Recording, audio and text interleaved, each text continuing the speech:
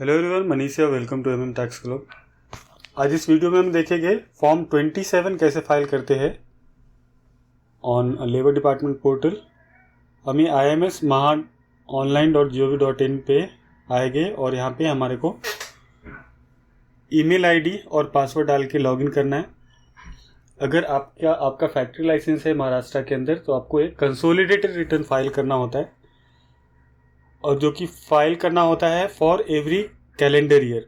Like 2024 का जनवरी 24 से मार्च 34 का रिटर्न आपको अभी फाइल करना है, और इसका ड्यू डेट है टू फाइल बिफोर 1 Feb 2025। तो अप टू 31 जनवरी 2025 ये रिटर्न आपको फाइल करना है, कंसोलिडेटेड एनुअल रिटर्न। अब जैसे ही लॉगिन करते हैं ये डैशबोर्ड आता है, यहाँ पे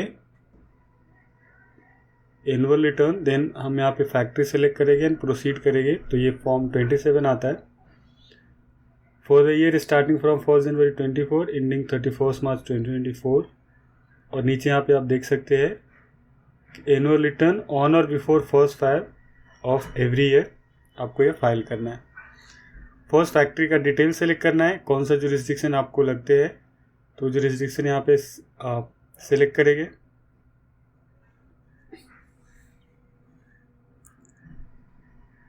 देन फैक्ट्री रजिस्ट्रेशन नंबर,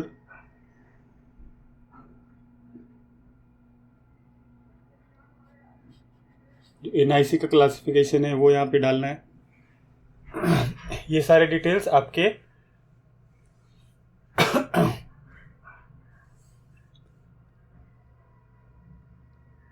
जो फैक्ट्री लाइसेंस है वहाँ से एक्सेस कर सकते हैं, या फिर आपने अगर ऑलरेडी लास्ट ईयर फाइल किया था तो वो फॉर्म से रेफ़र कर सकते हैं ये सारे डिटेल्स डालने के लिए। मैन्युफैक्चरिंग एक्टिविटी यहाँ पे डालना है, वो हम डाल देंगे।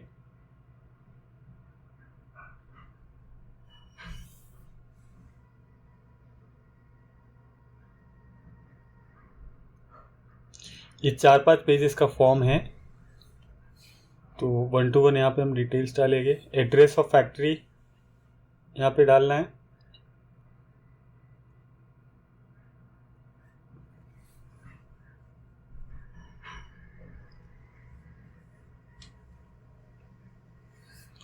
फोर 5 पेजेस का ये फॉर्म है, बट इतना डिफ़िकल्ट नहीं है क्योंकि ज़्यादातर क्वेश्चनियर्स है आपको जो सिलेक्ट करने हैं।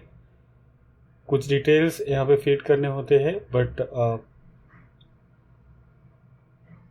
ये फॉर्म फाइल करना इजी है, तो आप खुद से ये फॉर्म फाइल कर सकते हैं।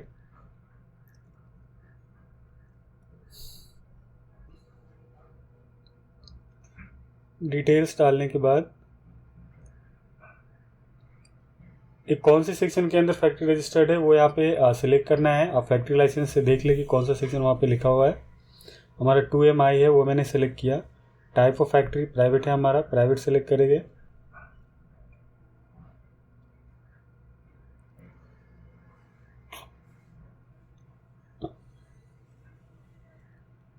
देन इन्वेस्टमेंट इन फैक्ट्री, खुद का इन्वेस्टमेंट है या फिर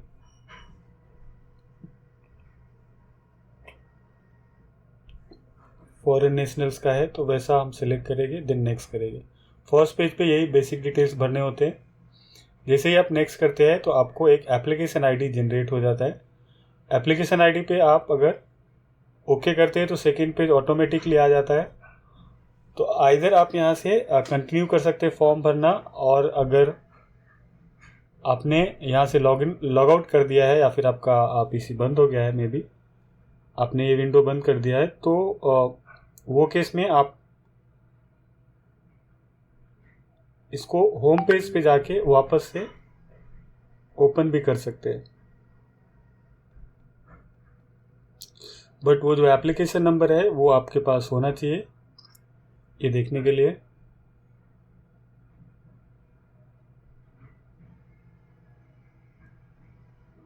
होम पेज पे आने के बाद आप सिलेक्ट करेंगे फैक्ट्री एनुअल सर्विसेज, एंड जो एप्लीकेशन नंबर है वो यहाँ पे डालेंगे।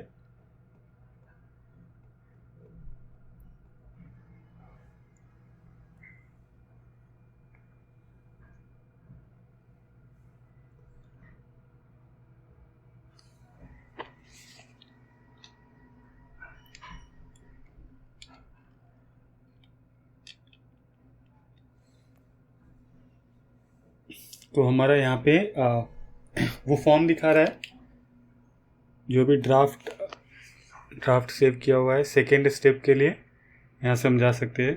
तो सेम पेजेस है, आप डायरेक्टली वहाँ से फॉर्म फिल करना स्टार्ट कर सकते हैं या फिर होम पेज से ऐसे ओपन कर सकते हैं। जो भी आपका फॉर्म रहेगा सेकेंड, थर्ड, फोर्थ, जो भी पेजेस पेंडिंग रहेंगे वो यहाँ से आप एक्सेस कर सकते हैं।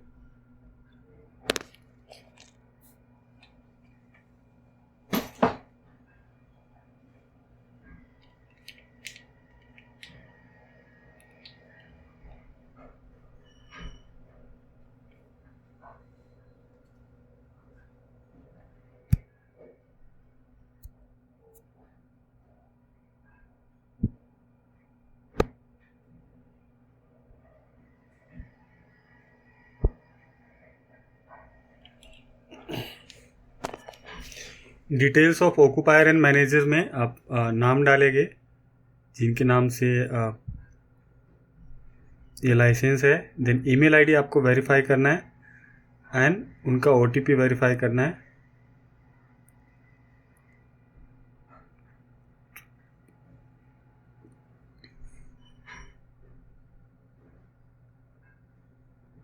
देन फ़ोन नंबर डाल के हम सेंड ओटीपी करेंगे।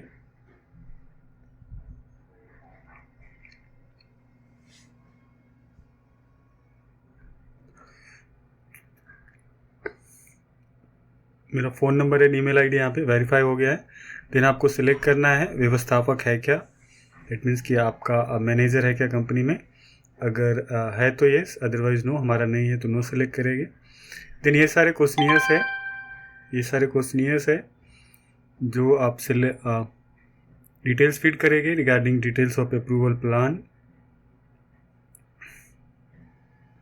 वहाँ पे अप्रूवल नंबर एंड कौन से डेट को आपको अप्रूवल प्लान, कौन सी डेट का अप्रूवल प्लान है वो डेट आप यहाँ पे डालेंगे।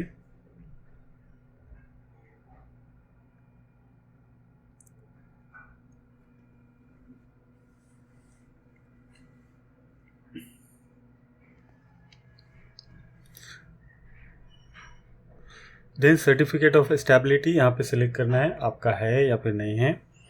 सर्टिफिकेट ऑफ स्टेबिलिटी है अगर तो यहाँ पे येस सेलेक्ट करेंगे, हमारे केस में है तो येस करेंगे। एंड देन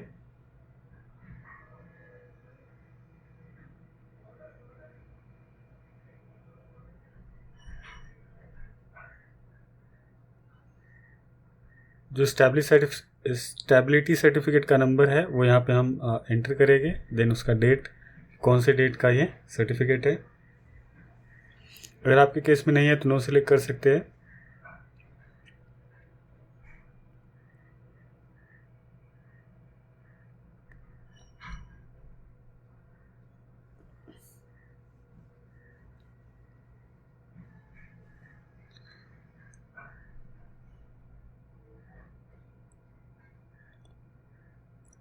लाइसेंस नंबर,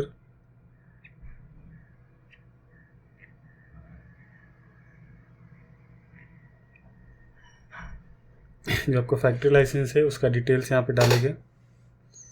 कौन से ईयर के लिए, कभी तक का आपका वैलिड है ये लाइसेंस, फैक्ट्री लाइसेंस, उसका डिटेल डालेंगे।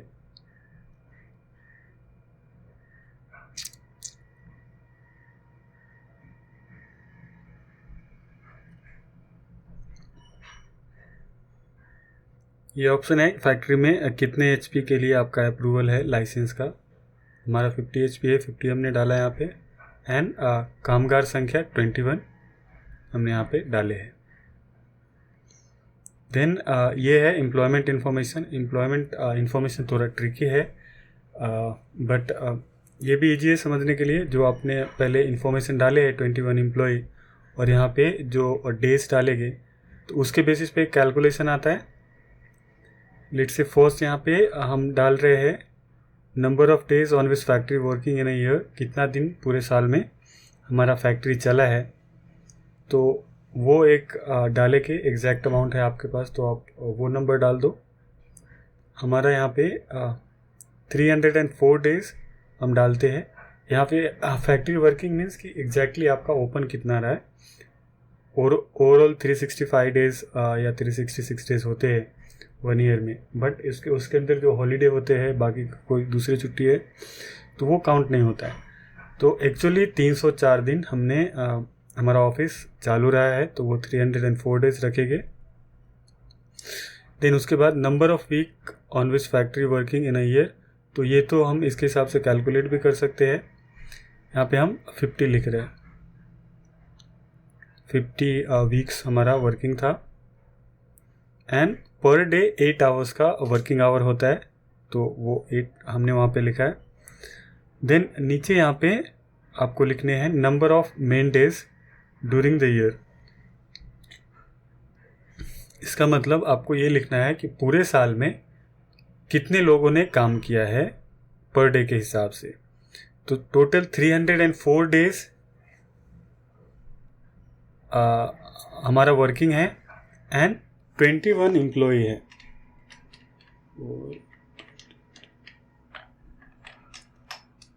हमारा टोटल एम्प्लॉय है 21 एंड 304 डेज वर्किंग है, दोनों को मल्टीप्लाई करेंगे तो फिगर आ जाएगा 6384, और ये हमारा होगा number of men days during the year. Working average automatic 21 आ गया। देन ओवर टाइम पूछ रहा है, अगर आपके केस में कोई ओवर टाइम का डिटेल्स है तो वो यहाँ पे डाल सकते हैं, हमारे केस में नहीं है तो 0 डालेंगे। देन यहाँ पे एक वर्किंग होता है number of men hour work including over time in year, पूरे साल में कितने घंटे काम किए हैं। तो जस्ट आपका जो मेन डेज है उसको 8 से मल्टीप्लाई कर देंगे, क्योंकि हमने पर डे का वर्किंग आवर 8 डाला है, तो number of main hours into working per day करेंगे तो वो फिगर हमारा आ जाता है।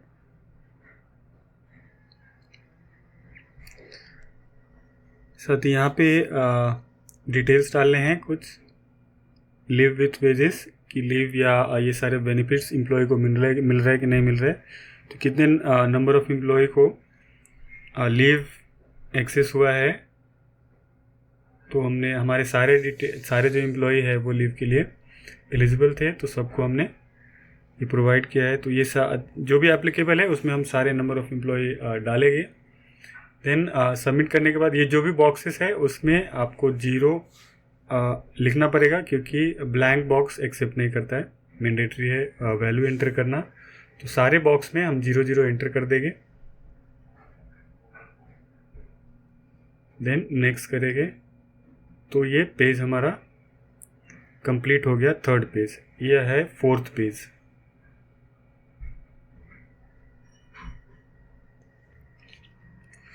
ना यहाँ पे ये सारे क्वेश्चनियर्स है, safety and health policy, on site emergency plan. तो ये आपको सेलेक्ट करने हैं कि आपके केस में ये है तो येस, नहीं है तो नो। आप येस अगर करते हैं तो उसके डिटेल्स आपको डालने पड़ेंगे, एंड नो सिलेक्ट कर सकते हैं तो मे बी समटाइम आपको रीज़न डालने पड़ेंगे क्यों नहीं है। एंड कुछ केस में अगर एप्लीकेबल नहीं है और नॉट एप्लीकेबल का ऑप्शन है तो आप नॉट एप्लीकेबल सिलेक्ट कर सकते हैं। तो ये सारे क्वेश्चनियर्स हम यहाँ पे सिलेक्ट करेंगे जो हमारे को एप्लीकेबल है हमारे कंपनी के हिसाब से। यहाँ पे येस, नो, नॉट एप्लीकेबल ऐसा हम सिलेक्ट करेंगे।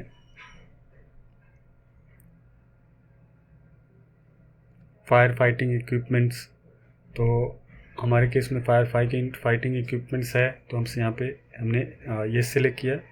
सेफ्टी ऑफिसर की एप्लीकेबिलिटी नहीं है तो हमारे केस में ये सब 0 है।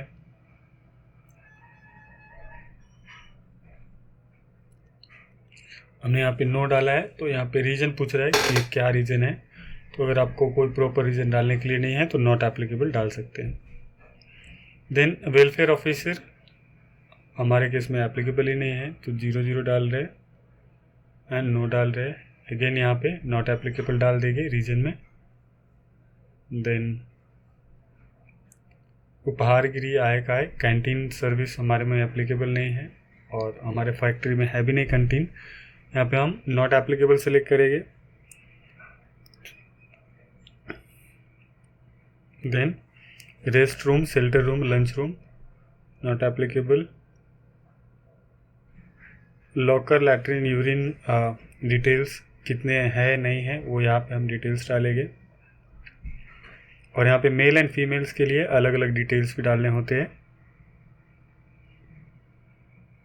लॉकरची सुविधा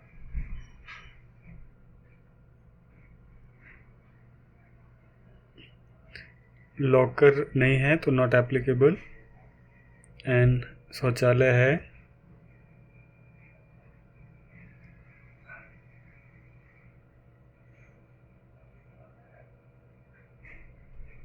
यहाँ पूछ रहे मेल फीमेल का सेपरेट बाथरूम है कि नहीं, शौचालय है कि नहीं। तो यहाँ पे नो फीमेल वर्कर लिखा है क्योंकि हमारे यहाँ पे सारे मेल वर्कर्स है ये फैक्ट्री में, तो इसके लिए वहाँ पे नो लिखा है। और एक एक वॉशरूम है, उसका डिटेल्स वहाँ पे डाला है 1-1। देन नेक्स्ट पेज हमारा 5th पेज हो जाएगा।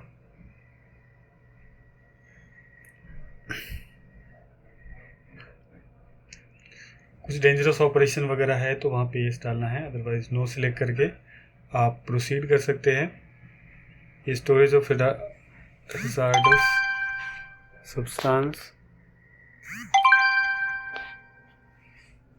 एक्सीडेंट डिटेल, कोई अगर एक्सीडेंट हुआ है तो उसका डिटेल्स आपको यहाँ पे डालने हैं। एम्बुलेंस रूम, हेल्थ सेंटर,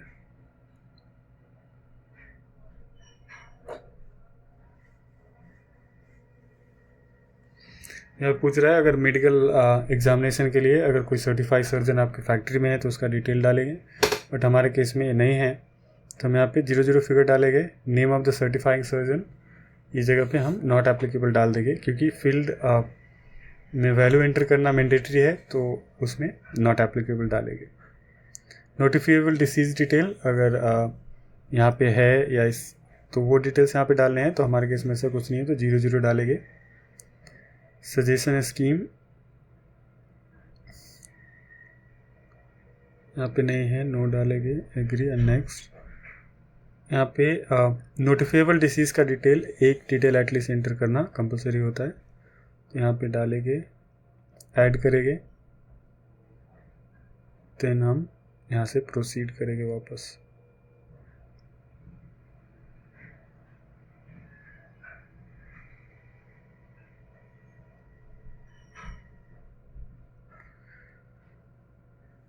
तो वापस से हमारा एप्लीकेशन नंबर जनरेट हुआ ये 5th पेज होने के बाद। देन पेमेंट का पेज ओपन होता है, यहाँ से आप पेमेंट कर सकते हैं। एक स्मॉल अमाउंट होता है 23 रुपीज़ प्लस चार्जेस, तो आपको टोटल बैंक से पेमेंट करेंगे तो 29.5 रुपीज़ लगता है पेमेंट करना होता है।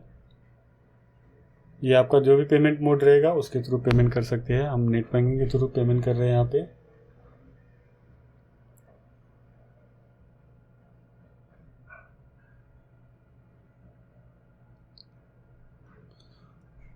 लॉगिन करने के बाद आपको OTP आएगा, OTP जैसे ही डालते हैं तो आपका पेमेंट हो जाता है ऐसे। एंड देन आप चालान भी एक्सेस कर सकते हैं। ऐसा एक चालान आ जाएगा जिसको आप प्रिंट ले सकते हैं, और इवन ये चालान आप होम पेज से भी वापस एक्सेस कर सकते हैं। ये हमने प्रिंट ले लिया चालान का फॉर रेफरेंस। वापस होम पेज पे आएंगे, फैक्ट्री और सर्विसेज के अंदर एनुअल फॉर्म 27 सेलेक्ट करेंगे, तो आप ये सारे लिस्ट में से 2025 का लिस्ट चेक कर सकते हैं क्योंकि हमारा और पहले का भी फाइल किया हुआ है। तो 2025 के अंदर से आप ये रिसिप्ट वापस से प्रिंट कर सकते हैं अगर इन केस तभी आप नहीं ले पाए तो। उसके बाद ये फॉर्म आप डाउनलोड करेंगे। हमारा फॉर्म कंप्लीट हो गया है ऑनलाइन फिल करके, बट ये फॉर्म जो भी फिल किया हुआ है उसका प्रिंट लेंगे, एंड इस पर जो भी आपके प्रोप्राइटर हैं उनका साइन लेना पड़ेगा। और ये साइंड कॉपी जो आपका एप्लीकेबल जुरिस्डिक्शन है लेबर डिपार्टमेंट का, वो जुरिस्डिक्शन में आपको भेजना पड़ता है। इसका हार्ड कॉपी, इसका साइंड कॉपी। तो आई होप ये वीडियो हेल्पफुल रहेगा। सो हमारा चैनल सब्सक्राइब करें, वीडियो शेयर करें। Thanks for watching.